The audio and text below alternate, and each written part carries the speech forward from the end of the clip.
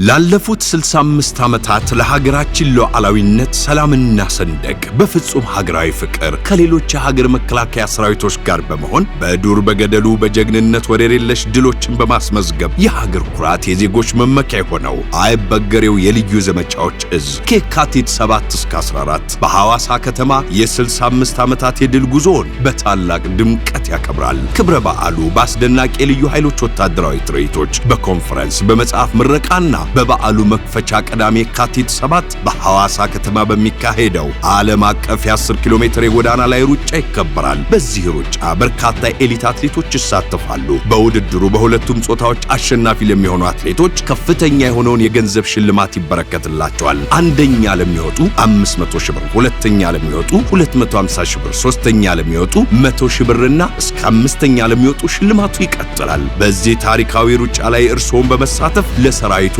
ክብርን እየገለጹ የታሪክ ተጋሪ ይሁኑ። የመሮጫ ቲሸርቱን በሐዋሳና በሻሸመኔ ከተማ መስተዳድር እንዲሁም በሐዋሳ በሚገኙ በሁሉም የንግድ ባንክ ቅርንጫፎች ያገኙታል። ዘላለማዊ ክብር ለሕዝቦች ክብርና ለሀገር ሉዓላዊነት ውድ ሕይወታቸውን ለከፈሉ ጀግኖች